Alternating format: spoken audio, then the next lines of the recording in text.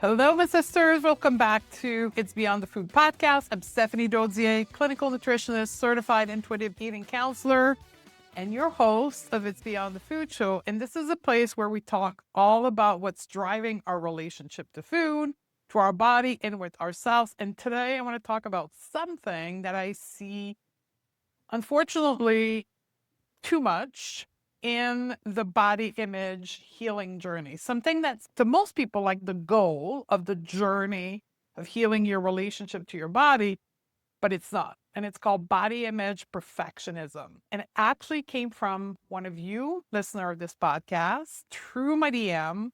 And my conversation with her, I think, can be beneficial to all of us on this podcast. So let's do this. Now, before I get into talking about body image healing perfectionism, it is tax season in Canada, which I know it is in the United States as well. I don't know any other country in the world, but very happily yesterday submitted all my paperwork to my accountant, and I have now received the net amount of my tax bill that I'm due to pay.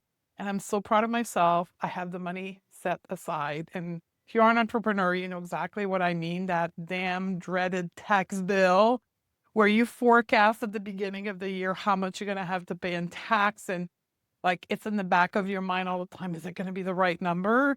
And it's the right number. I actually have some money left over from the saving I had predicted. It's going to fuel my trip probably to Brazil this summer. So very excited about that. Wanted to share it with you. And I want you, if you are in that season of tax bill, you're not alone. You're not alone. You're going to get through this. This conversation is actually a perfect entry point into what we're going to talk about today, because I was noticing what I was doing with these thoughts of like, have I projected perfectly the right amount of saving for my tax bill or not? And how I was managing, or what I like to call entertaining, these thoughts or now. So just more on that in a moment. Stick with me with this. So I want to give you the backstory on the question. So one of the listeners of the podcast reached out to me on the DM, because I always say, like, if you have any feedback or any question, you're welcome to reach out to me on Instagram DM. And she asked me a super simple question. And here's a question. Do you have bad body image day? She asked me permission to ask me a personal question. And I said, yeah, absolutely, I will answer it. And then she sent me this: do you still have bad body image day? And my gut answer was to answer no. But then I stepped back. I'm like, I wonder if we have the same definition of what is a bad body image day. Because she wasn't a client of mine, or at least she's never worked in a high-level coaching program where I physically interacted with her life. She may have purchased a course, like a class, but she's never physically coached with me, so I don't know who she was. And I asked her to tell me, so what does a bad body image day look like to you? And what she described to me, I think many of you will recognize. For her, it mainly happens in the morning when she looks at herself coming out of the shower or in her walk-in closet, putting on clothes, and she's passing in front of the mirror. And the way her body reflection lands in her. And the result of that reflection on her mood and how her day unfolds. And sometimes put her into an anxious place. She starts the day thinking, oh my God, here we go again. I'm having a bad body image day. My entire day is going to be screwed. She's a leader. And she says she gets very reactive with her team when she's in the bad body image day. She gets short-tempered. She's very impatient. She may snap. And it all started by how her reflection in the mirror was experienced by her. So as I thought about what she was describing as a bad body image day, is not what I call a bad body image day. So my answer wasn't really accurate. That's why, like, I'm so glad I took the time to step back and say, like, I got into coach mode, right? Even though it was a DM conversation, right? I went into coach. I'm like, but tell me what is bad body image for you? Because we don't have the same definition. So me just telling her no will fuel that body image perfectionism. Because the truth is, I have days where I'm short tempered in my interaction with other human beings. I have them, but I do not call them bad body image day, even though the day may have started with me being annoyed with my body for XYZ reason. I don't link how I felt about my body in the morning to how my day unfolded, because I know they're not linked. And I know how my day's unfolding is not because of my body. It's the human experience. And that distinction is at the core of what I'm going to teach you right now. So the concept of body image perfectionism is when you have a belief that when you have healed your body image enough, done the work enough, done the work hard enough, long enough, well enough, prescriptively following the protocol enough, you'll arrive at a place where you are permanently unbothered by your body.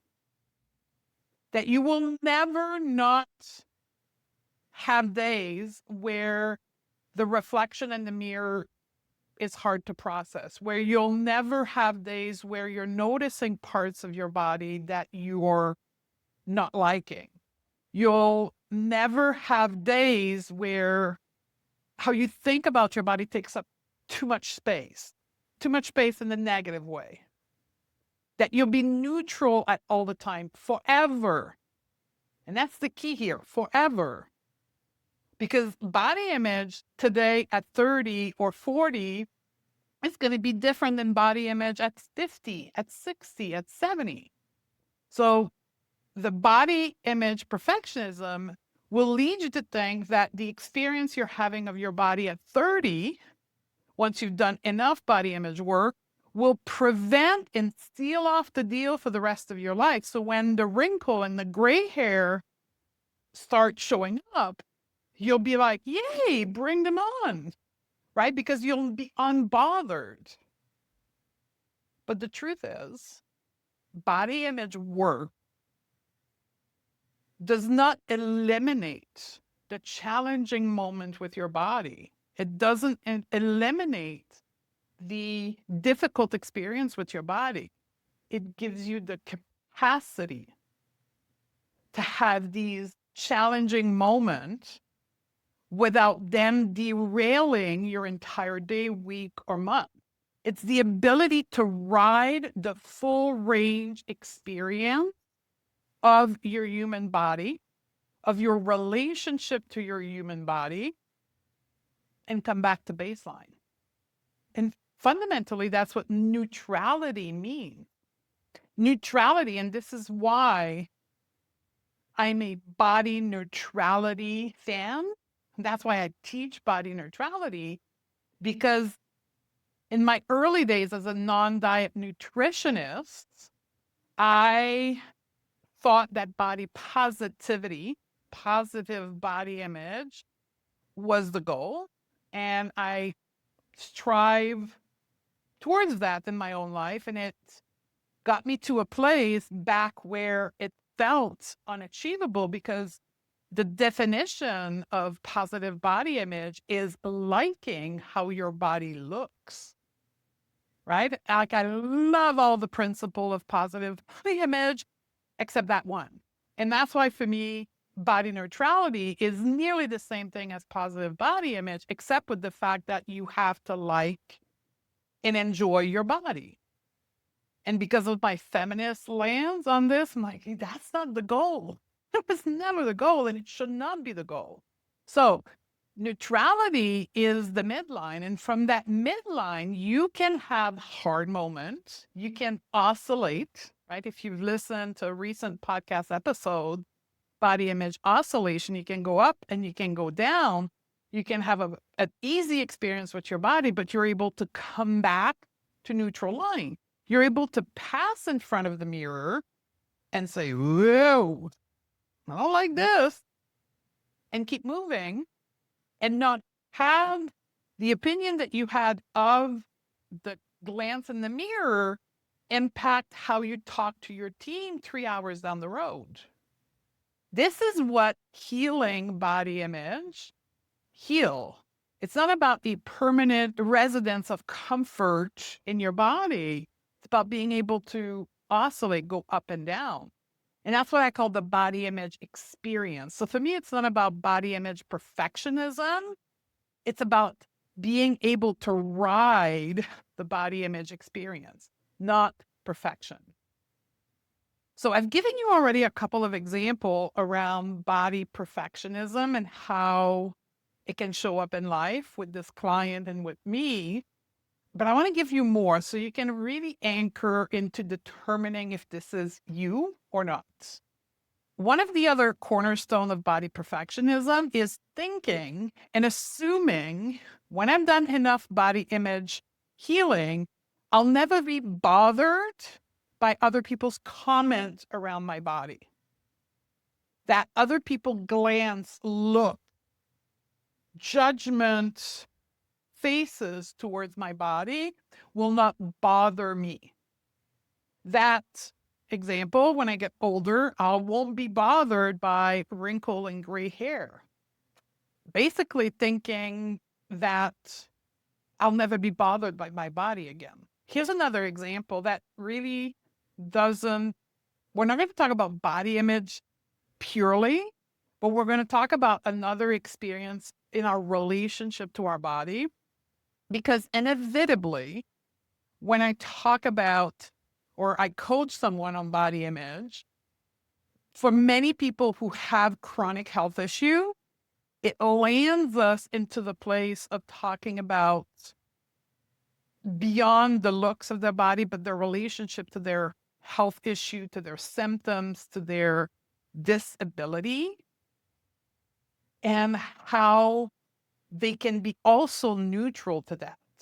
That being resentful of their health condition will actually prevent them from achieving neutrality. And it, in the same place as trying to achieve healthism, perfect health, will get you into a place where you'll be constantly bothered by your health symptoms.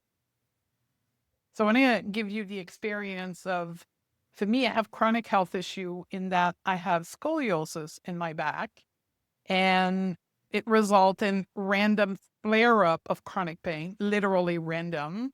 It can happen anywhere, anytime.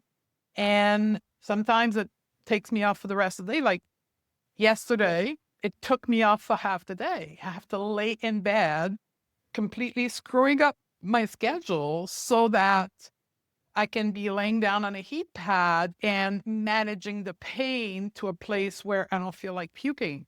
This is how bad it can get sometimes. And when the flare up starts, it escalates very quickly. For those of you who may not be familiar with flare ups of chronic pain, it usually will start like at a 1 out of 10. And usually within 10 minutes, it goes up to an 8 out of 10. So when I first feel the sensation in my body of that flare up, right, there is a fleeting moment where like, oh,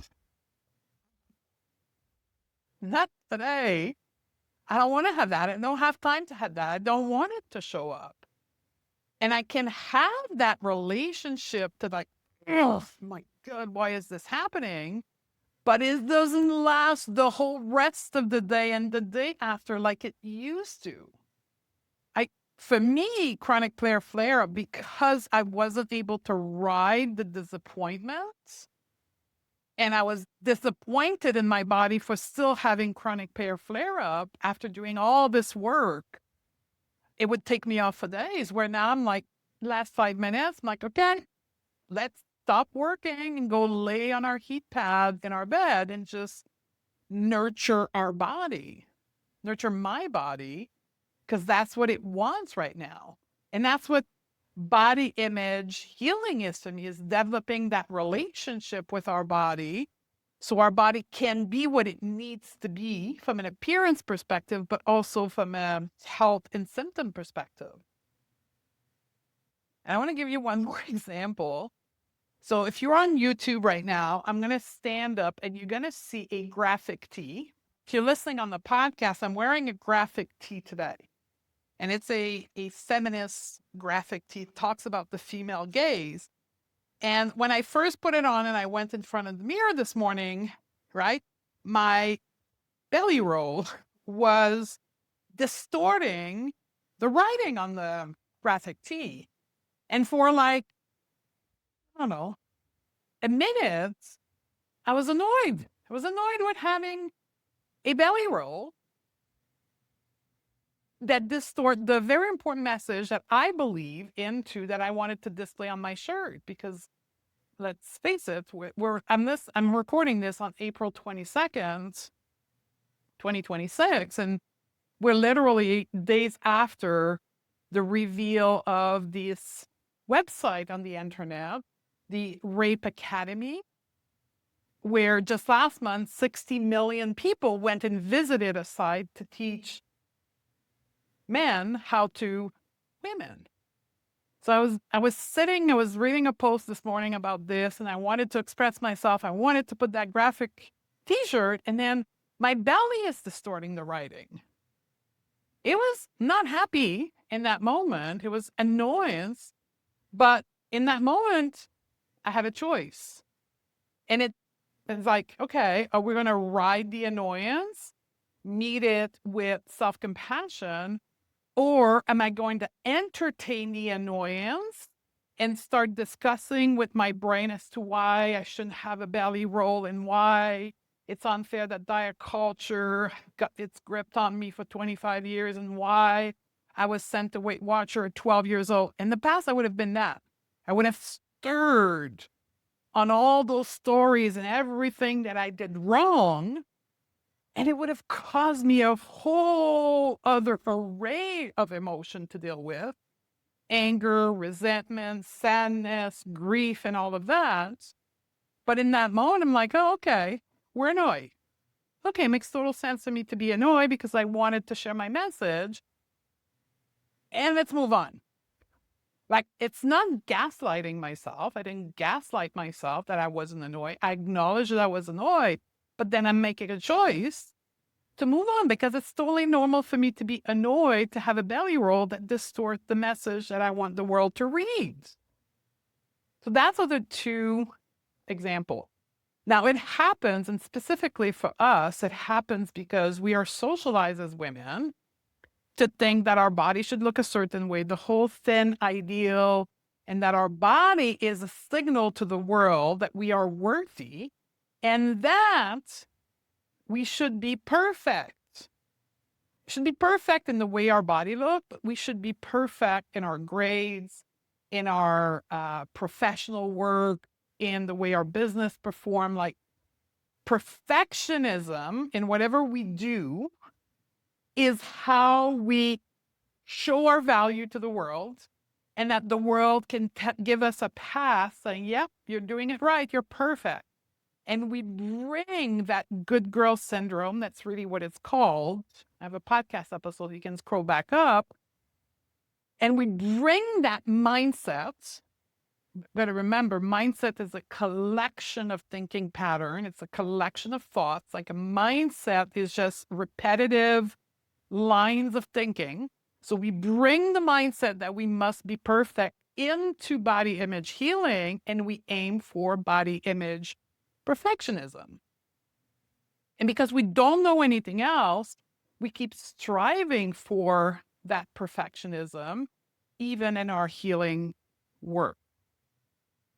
And then the other angle to this is that, yeah, we've been told that our body is our ticket to being valued and happy. And we come into the world of body acceptance. You're like, okay, my body still needs to be the ticket by which I'm going to achieve this happy life.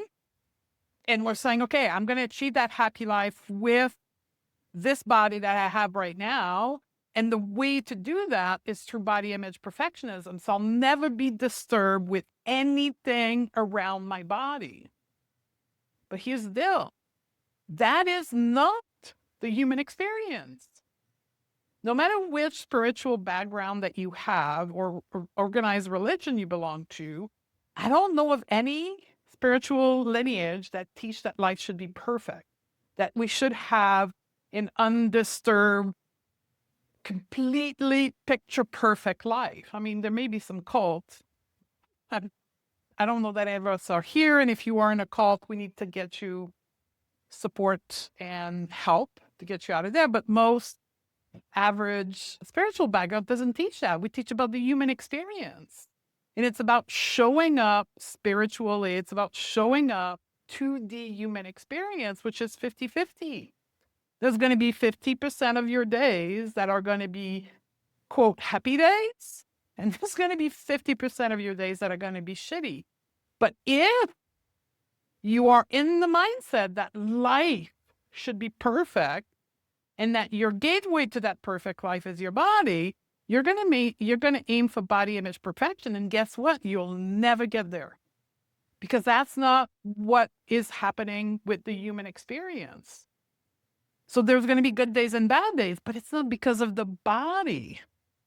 It's because it's the human experience. And when you keep trying to have that perfect, happy all the time experience, body image perfection, you're trying to aim for an unbothered, perfect experience of your body. You create a whole slew of other emotion, as I said earlier, and you're never going to get there. So you're stressing as to why you're not going to get there. That has health consequences.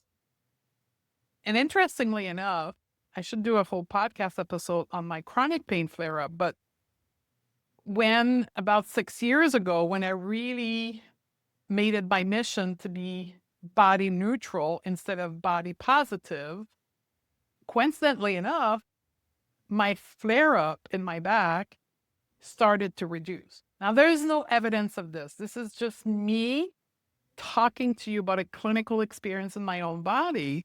But I have a theory that because my anxiety level went down, because my stress level went down of having to achieve perfect body image, I believe my body and the flare-up weren't present because of that reduced level of stress in my life.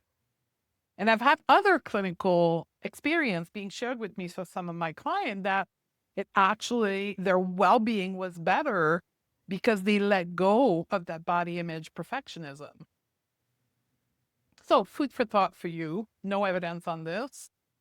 So what can we do from here? So if you are a health professional supporting people with body image, here's what I need you to understand. Before you coach body image effectively, you need to understand the 50-50 of the human experience. You need to understand that life is not supposed to be good at all times. That is not the destination. And therefore, it is also not the destination when it comes to body image healing. And that if you are helping people with body image and really with health behavior change globally, you need to teach emotional resiliency to your client. It is in your scope of practice.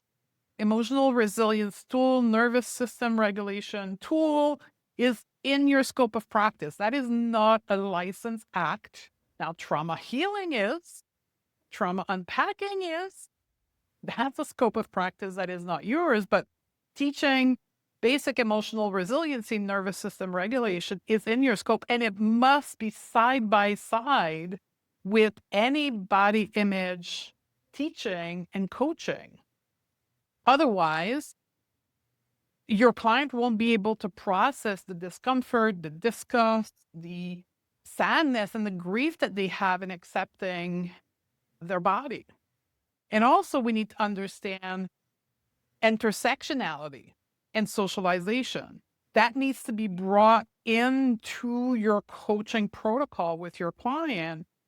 And I think in our practice, it is fairly well known that we have what we call the social determinant of health, that our health is well beyond our physical body, that our social environment, our relationship, our demographic factors, social, economical factor impact our health.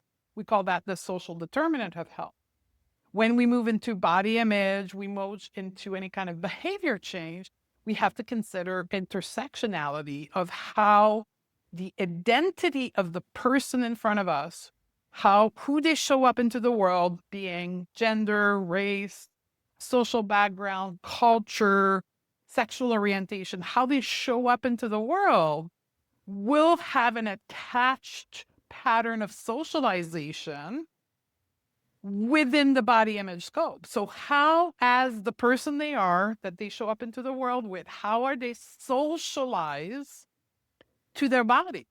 You're not expected to know their socialization, but you're expected to ask questions so that you and them together can determine and outline their socialization to their body and how that's impacting and how they are expecting their body image experience to be.